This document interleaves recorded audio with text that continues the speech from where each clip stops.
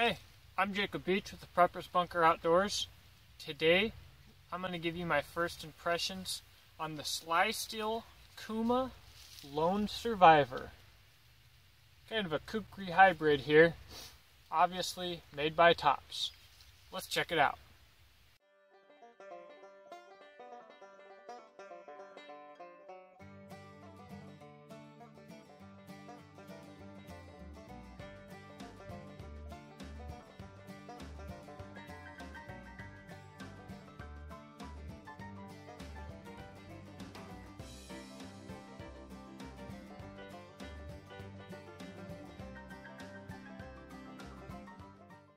We'll talk about the handle first.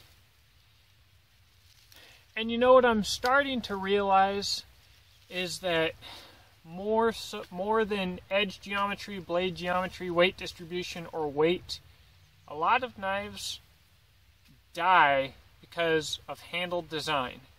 I've had a lot of issues with Tops knives in the past, as you guys know, and well, for this guy here, I don't think it's going to be as bad as some of the experiences I've had in the past. Most of my issues come from these poorly routed handles here, and they're not poorly routed because of the machinist. They're poorly routed by design. It's just too shallow of an edge. It's just not round. So you're holding a little square handle here. It gets really abusive, especially with high impact type use.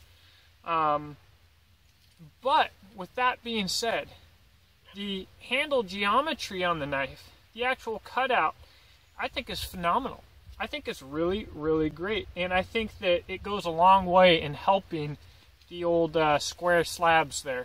So I think that this knife might be pretty dang good in the handle department. And I think it has excellent handle potential from any custom scale maker out there. So as far as the handle goes, better than usual. Of course, next up is the blade.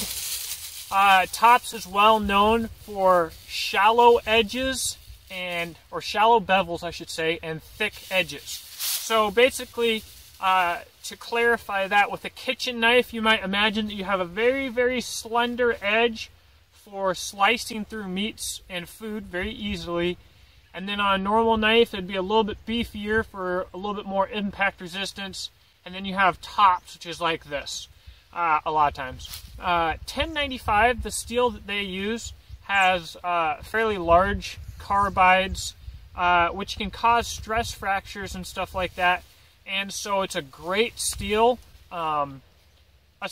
For most knives, it's an excellent balance of cost, edge holding, and toughness.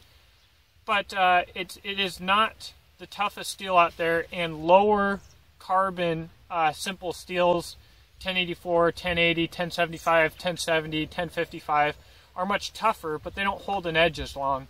But one way to get around the possible brittleness of a steel is to take what is an appropriate edge and make it super thick. So Tops is definitely well known for ultra thick edges because Tops users want to like chop concrete blocks or something.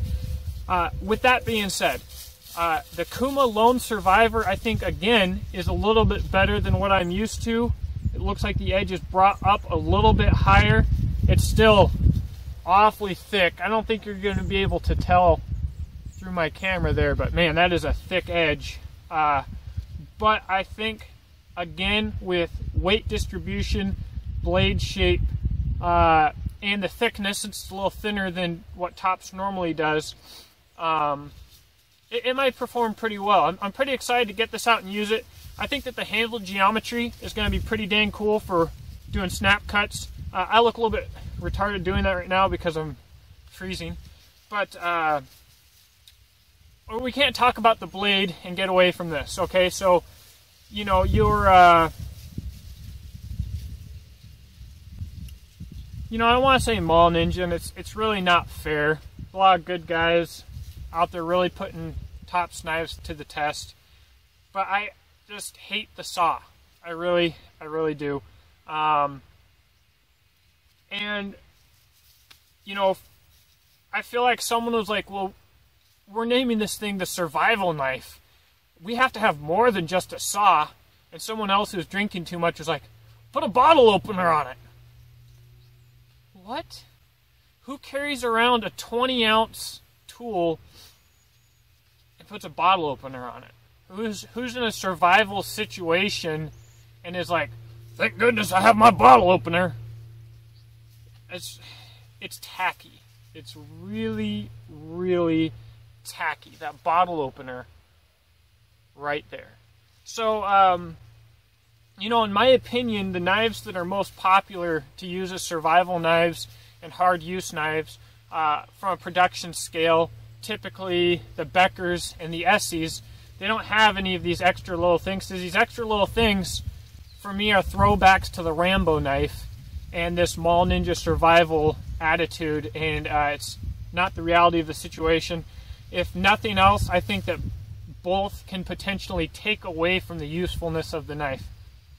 That aside, we'll get it out and we'll find out for sure.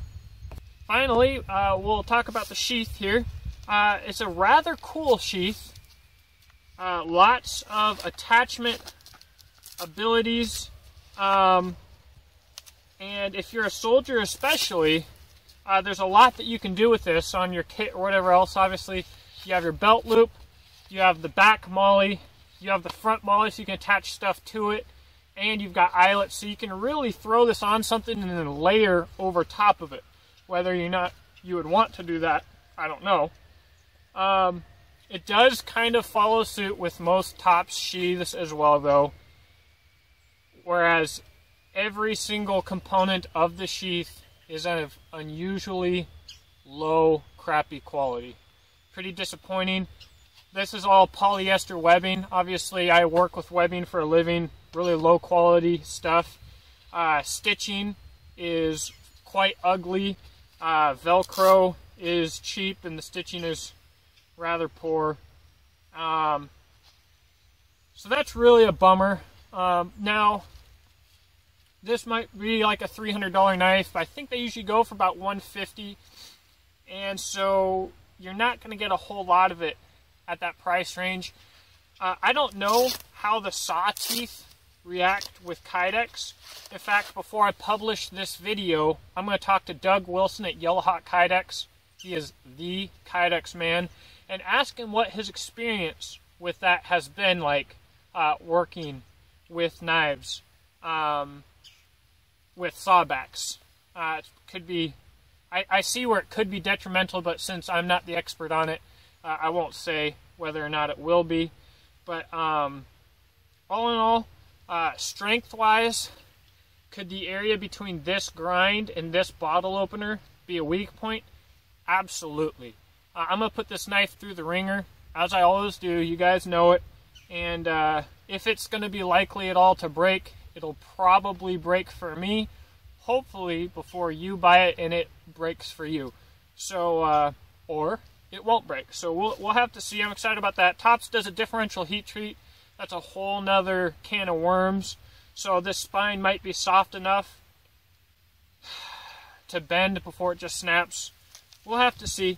But all in all, my impressions of this knife, it might sound negative in this video, but they're actually positive, and I guess it might sound silly for me to talk on and on about a knife in a way that could be considered very negative and then say it's positive, but I think the sum of the parts might be greater than each of the parts themselves. I like a lot about the knife, so we're just going to have to see how it performs in hand, because there's a lot that can go right and there's a lot that can go wrong.